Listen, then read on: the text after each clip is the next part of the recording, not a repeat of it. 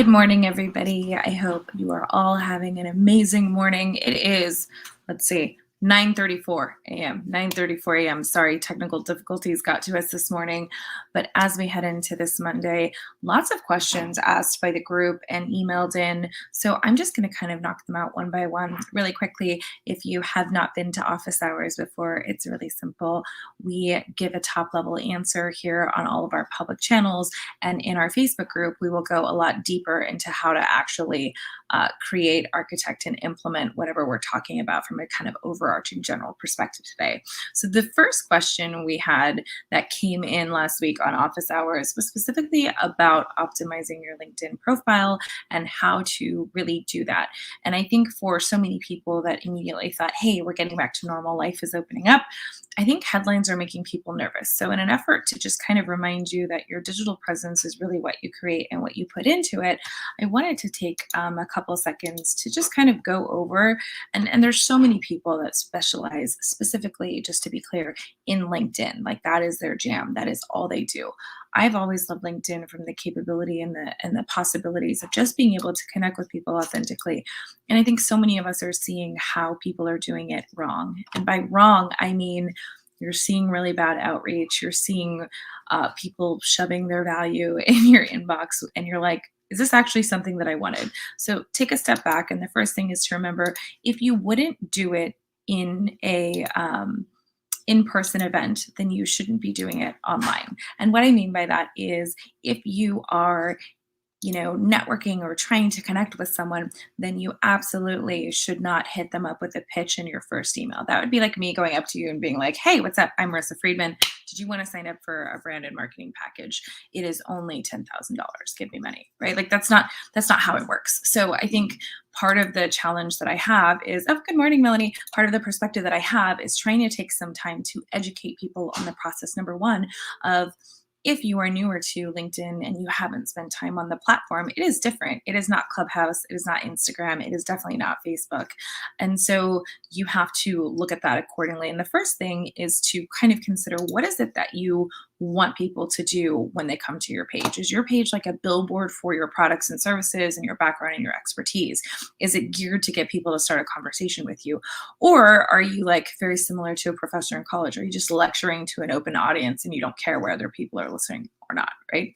And I think we can all agree that if you've ever been to a really terrible lecture, that the lecture, not only did you not feel engaged or inspired, but you felt like they're just talking at me. They're not even gauging my interest. Actually, so funny. Speaking of LinkedIn, Mary Fane Brandt is on here. Good morning, Mary. Nice to see you. She is one of the foremost kind of industry experts on LinkedIn that I would tell any of you if you actually wanted to deep dive into this a little bit more. She's got some great insights and perspective. She does an incredible live stream as well, where she's giving really fantastic information. Good morning, George. Nice to see you. Good morning. And again, she's nailing it here, right? Engagement is so important. Stop being a talking head. So in an effort to stop being a talking head, let's dive into kind of a really quick LinkedIn profile overview. So you've got this banner space up here, right? And this banner, you can do whatever you want, right? I just happen to pick up like 4 of the most popular projects that I did. One was with TikTok, and I just kind of put what people said about me. Then underneath, you can kind of tell in my headlines. Now, everyone has difference of opinion around the headlines. I like to look at it as, what do I want people to know about me within the first 3 seconds of engaging with my profile? Because the truth is you have about 3 seconds when someone comes to your website, your page, your LinkedIn before they're going to leave. So when they come in, what do you want them to know? Obviously, I want them to know that I'm a strategist, but I want them to know kind of the spectrum of my work. Now, on mine, I can see currently how many people that I have that are following my content and strategy. It's about 7,400. And really quickly, I always have my open to work and providing services button. Those are really specific. And again, Mary is so great with this. She's calling it her reputation banner. I call it kind of like your branding, bragging banner. Like, what do you need people to know? That's one of the first things that we do when we work with people is we look at like, what do you want people to know? And then we refer to other experts to go ahead and continue that work. Second thing is you start scrolling down is, for me, some of you may or may not have access to some of these features and tools. Creator mode is a fantastic way to be able to connect with people that are following your industry hashtags, but also you're going to see in the paid version of LinkedIn who's viewed your profile, the number of views that a post has gotten, and the search appearances, like how you are showing up. What I think is really important is if you are a consultant, you're a coach, and you're in the industry and you want to show up in very specific searches, this is going to tell you whether or not you're showing up based on the people that are working there. And absolutely, I love creator mode. My content gets out further to third and fourth level connections. So, really building on that value, essentially, LinkedIn has determined its kind of own formula for success. So, for example, although I am not leveraging all of the features of LinkedIn the way that I am for some of our clients, we got some of our clients to get creator mode as well. They've been given additional opportunities like LinkedIn newsletter. So we have LinkedIn newsletter as well. LinkedIn newsletter, for example, just to give you an idea of the numbers, one of our clients went, I believe, in less than a month to 2,000 people subscribed to his newsletter that he does on LinkedIn. So while yes, you could see that there is a drop in profile views, which I think is a really, really great feature to have, right? And I think we can all agree, while you might see a drop in profile views, you will see an increase in the quality of viewership. So you're trading one for the other. And I think that's what we kind of have to look at. I think people were so focused on followers and numbers for a period of time that they forgot that it's not about how many strangers see your content. It's like the right strangers and the right people engaging. So I think when we look at features like LinkedIn newsletter, it is a great starting point to have these communications and these engagements. However, it is exceptionally hard to get people kind of off that LinkedIn newsletter to your own property, which is what people want, right? People want them to follow, like, hey, join my newsletter that I own on my web property. So again, when you might see drops when you do current things, great example would be like if you're doing Instagram, pictures are kind of dead on Instagram, right? So you have to have video. They've already said that they were a video first platform. Now you're seeing it. So again, if you want to kind of see how you're being kind of searched for, this is really important. And this is why I encourage people to go in here. It's going to tell you where all of your searchers work. It's going to tell you what they do. And this is not surprising, right? I have other strategists reach out to me all the time, and they're finding me because they're looking for a business strategist, an analyst. These are all things that I'm found for. And that's how people are reaching out to me. When you go here and you really just kind of want to see the breakdown of this is again, your private dashboard. Not everyone is going to see that. As you scroll down, you're going to be able to see kind of the things that you're featuring on your profile. And for those of you that are going like, this is a lot of information, don't worry. I have a download that you can actually use to help you leverage and level up your LinkedIn. Super simple. It'll walk you through all of that stuff. If you're on and you want it, just drop I want it. I'll send you the link. I'll also be posting the link in here so that everyone can have it. But the whole goal is when we do this, what we're trying to do is just to say, what do you want people to find you for? Now, this is exceptionally important. It's if you are applying to jobs and you're using like that easy apply tool, you want to make sure that everything that's in your profile is very intentional. So let's scroll a little bit past activity, and you're going to go to this about section. Now, the about section, for many people, they have it written in the third person. And I think there's something exceptionally off-putting about having the about you section in the third person because it's like allow myself to introduce myself. You shouldn't talk about yourself in the third person. You should talk from a human perspective. It should be in first person. So I'm very clear about what I did, my career trajectory, what I've done, and what I'm doing now. So when you look at that overall, right, what we're trying to give you is a really quick, succinct way of looking how to do that. Now, again, some of you had already sent me messages that you would like that guide. Here it is. That is the link. And I think Mary agrees as well, right? The third person just sounds so gross. Like, we know that you wrote it or you hired someone to write it, but like at least pretend, right? Indulge us in that conversation. So as you start to scroll down, this is where most people make the mistake of not putting in enough information about the work that they've been doing. So take a moment, really look at your experience and take the time to put in all of the things that people would want to know and make sure that those keywords and those things that are relevant to your expertise are highlighted. So obviously you can see here, I'm an entrepreneur in residence over at Connect All. I'm working and teaching at the University of San Diego. And so then we have my consultancy. So as a freelancer and as an independent business owner, I have taken time to actually highlight the different projects within the umbrella of my company. Now, there are two ways to do this. Sometimes people put the company directly, but I feel like it's really really hard when if you're applying for a job or you're trying to speak to someone at the enterprise level, they can't get their heads around why you have 5 open and active roles. So this is one way to put it so that they can kind of cognitively go, oh, okay, this is all the different work. Then you've got everything here. Now, education, super important. Certifications, things that you're getting in real time, licenses and certifications. You're going to want to put all of those things in there. Super important. Again, when you think about the fact that most people may be looking for you by name, if you don't have enough information on your current website, what you'll see is in the absence of information, people will make another decision. So all you need to do is make sure when you're on here, you put on your volunteer experience. I can tell you firsthand that this volunteer experience is incredibly exceptional for not only networking as an entrepreneur within your own company, but out in the ecosystem. And the reason is what you'll find is that typically, if you're trying to reach out to someone or you're trying to connect with someone or network on a deeper level, you'll find out that you guys share a common ground, right? So there isn't a person that I haven't met with probably in the last 90 to 120 days that didn't have a positive experience with their time at Girl Scouts, right? And I was on the board for Girl Scouts. So you can find through that, and I always kind of say philanthropy is one of those ways. A lot of times the people that are organizing philanthropy for a company are the HR departments. So if you share in common a same charity or organization, it's a great starting off point to have a conversation. And again, if you are trying to figure out, well, what stuff do I put? Like, why does my volunteer work with whatever charity? Well, like, what did you do on the board? Were you an active board participant, or did you just kind of show up and let everybody else lead? If you were a leader, then you might need to show people that. And maybe you're in accounting or in finance, or maybe you're just an administrative clerk, but you do a lot of volunteer work around the community and you're trying to up-level your career as well. This is a great way to show the leadership skills that maybe you don't get the official title at your current workplace, but you have an opportunity to showcase that. So as you scroll down, I'm not a huge fan of the skills quizzes.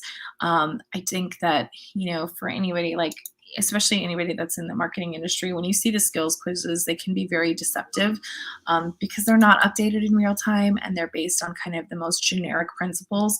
However, it's a great place that if you haven't got a ton of work experience, you can supplement with skills quizzes. So you can do that. You can put kind of what you're known for, and then people endorse you accordingly. Keep in mind, all of these things are attached to your profile and come up in search. And then, of course, this is a section that I spend a lot of time on that I encourage people to also invest in. And that is getting your clients and people that have worked with you to talk about the work that you've done.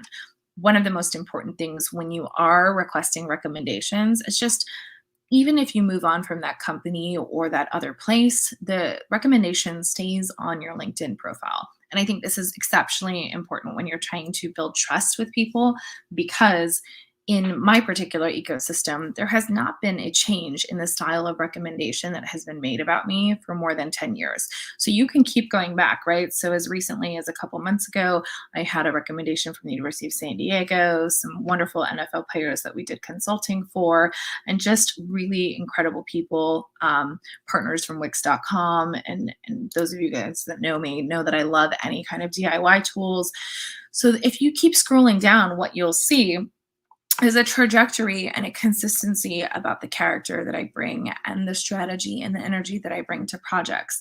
So where some people might go like, okay, for 2 years I was awesome, but then there's nothing else. This provides a lot of comfort for people who want to engage and work with me, because as you notice, you can keep scrolling. Now we're at 2019. Now we're at 2018. You keep scrolling, you're going to see that it's going to go further back. And that just provides someone the ability to go, okay, wow. This is someone that has a consistent track record of being on target. And again, that just breeds comfort and familiarity, especially for those of you that are creating programmings. Like, we have high ticket programs that are coming out. So when people are going to engage with you on that level for those dollar amounts, you have to make sure that they know that they can be safe. It goes back to like 2016. I believe I have quite a few more that go back to 2015. So that is your recommendation section. You want to take the time to ask people that you've worked with. Now, if you've never done it before and you feel weird, just go ahead and talk to somebody ahead of time and say, hey, do you remember that project we worked on? I would love if you would share your thoughts and a recommendation. When sometimes people say, well, what do you want me to say? I don't do that. Like, say whatever you want. I think it really has to come from the person, and you just put in who you want to ask, and then it'll send them a message. So you might just send them a courtesy message saying, "Hey, I'm working on getting my recommendations." You'll note I give them as well. But really important section there. Then as you start to scroll down, now some of these are not as built out. So if you go into the accomplishment section and you do the plus sign here, you're going to see you can add a publication, you can add a patent, course, project, honor award, test score, language, or another organization that you worked with. You can also tag other people that were in the project with you. So I think that's really important as well, that you can kind of do this. Like I can tag the other person that was a creator on the project with me. Again, here as well for updates, honors and awards, that to some people is really a big deal, less so for me, but I think like it helps people know that the industry respects you, right? And again, organizations, languages, etc. So that's kind of the basic, like, here's a profile, here's what it looks like, and here's kind of the areas that you can work on. Now, you can always add sections, you can change what you're open to. There's a ton of things that you can change here. You can allow people to download contact info. So we have our business number here, but we also have all of the different properties online that you can connect with us. So that's kind of the gist of the LinkedIn kind of just basic page overview. When you are sharing your LinkedIn profile, a lot of people just are not considering all of the kind of real estate that's there. So we encourage you, what we've seen statistically, if we're measuring someone that has a first person, if someone has a first person LinkedIn profile about us section, they will actually show up higher in search than someone that has it in the third person. So my perspective on that is I think with all of the AI tools and tech, that what we're seeing is the value of first person content. I think what we're also seeing is if the goal here is not to go to someone else's profile and be like, oh, I like that, and rip it off and put it on your own. That's a no-no. So I would advise against any type of AI tools that are writing predictive content, because that predictive content will just be duplicated over and over again. So your bio is not being, your bio is your bio, right? It's not somebody else's bio.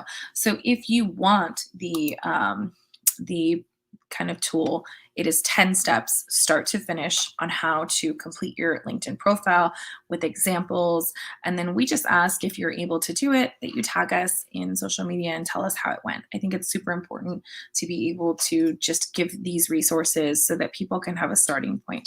Now, the second thing that I was asked, which was, hey, how do I, if I don't have any budget or resources, what's the second thing I can do? Well, if you take a step back and you think about what you're trying to do, if we were to go back to our website kind of a couple of years ago and kind of look at what things worked and what things didn't, what I would tell you is that you don't have to spend a lot of money to start, but there is a certain level of money that you have to spend to maintain. And I think the misnomer is all you need is a website. And it couldn't be more backwards. Like, you should have very low expectations from your website. You should have higher expectations from a conversion-based marketing tool. So let me go ahead and give you an idea of what this could look like based on a tool that we're using currently that is free. So I'm going to go ahead and swap gears and switch to this. And that tool is Google My Business. You guys know I love Google My Business. With the Google My Business tool, what you can actually do is create a mini website. And you can do that for, I believe, less than $20 for the year. It's even cheaper than the GoDaddy sites. And what you'll do is, when you sign up for a Google My Business profile, so say you've done like step one, you went to the county assessor's office and you just got a DBA for your name. Oh, hey, William, nice to see you. Hi. Liam's someone great that I got to meet on Clubhouse. So for example, this is a newer company that we're starting. And this company is basically, we're trying to figure out kind of all the website stuff. We don't have an official website for it yet. We kind of have a temporary instance. But when you're in Google My Business, you'll actually go to the left-hand side where it says website. Now, this is kind of where the magic happens, because what this little website is going to do is it's specifically designed to get people to either get directions to a location, make a call, or book time. So you can kind of see here, it's given me, hey, this is what I think it is. Let's create a post. Let's have reviews and about us, etc. and you've got your contact and your call us. So there's different themes. So you're not kind of stuck with that. You can change out colors.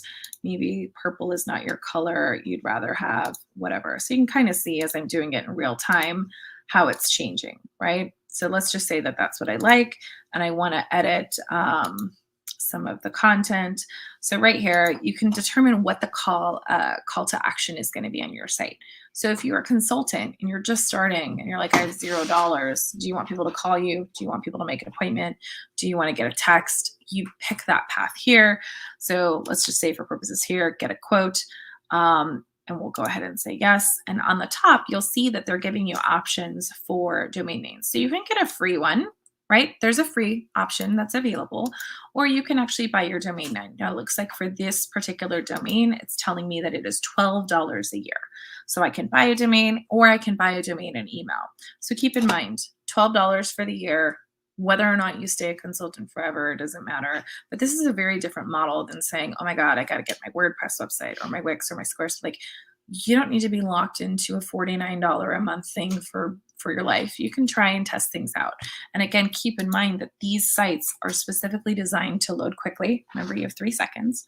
And they're really designed to just kind of get it done and get your idea out there. You can create posts that not only post to your Google My Business profile, so it's really clear. It's almost like a roadmap for you. Hey, I can add an offer, I can add an update, I can add an event, or I can add a product. It's really that simple. Now, when you go into the products, the way that you do it is pretty simple. You click Get Started, and it's done in the work for you. Drag the photo. What's the product name? What's the category? What's the price range? So, oftentimes when someone says, and the challenge was, hey, I want to start this, but I have less than $100.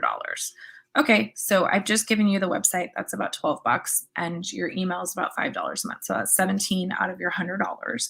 You're probably going to want a Canva Pro account because Canva is really easy to use. The Pro just lets you create things in a faster kind of way. And it allows you to replicate content quickly. The third thing you're going to want to get is with that free email account, it's going to give you Google Sheets, Google Drive, super simple to do. You're going to have access to Google Primer. It's going to give you some tools and resources there. And the third kind of pay to play tool would be Placeit, where you can take the content that you make on Canva to create mockups for real life. Fourth thing that I would spend that if I had $100 to spend a business or to start a business would be LinkedIn. LinkedIn Premium is $59. That's going to take up the bulk of it because that's where you're going to start. Most people are starting on the wrong channels. So unless you're really in hospitality, beauty, or a very niche industry, Instagram is not where you're going to want to start because Instagram is going to take you longer to build a following. You could start on TikTok. TikTok is a great channel to have those conversations. But again, where are you going to direct people to do the action that you want them to take? And so with that, those were the 2 questions, which is like, if I have only $100, where am I going to spend it? So I just told you, you're going to buy your domain with Google. You're going to get your Google My Business little website for $12. You're going to get your email for $5. You're going to buy Canva Pro for $19, and you're going to get LinkedIn for $59, and that's where you start. So with that, my friends, I have concluded office hours for today. I will be back next week. Now, in the Strategy Solve Facebook group, if you are not in that group, I will drop the link for you. I will actually be showing you how to do it. So this live stream, we're talking high level about the concepts. I'm not giving you all of like the here, this, do that. In the Facebook group is where I actually show you how to do it and like how you can do that. And I think for most of you guys, you're gonna catch on quickly that I'm super happy to give all the information so that you guys can be successful. At the same time, you guys just need to know that if you actually want to see how it's done, then you come in the group, we hang out, it's free. We allow people to self-promote. You can connect with other entrepreneurs that are in the early stages of their journey. I am dropping that link here. So that's the link if you want to come into the Facebook group and join us. Today, I will put up those videos on how to actually do everything I talked about today in office hours. So with that, I leave it to you. Have a great Monday. Be productive. Bye.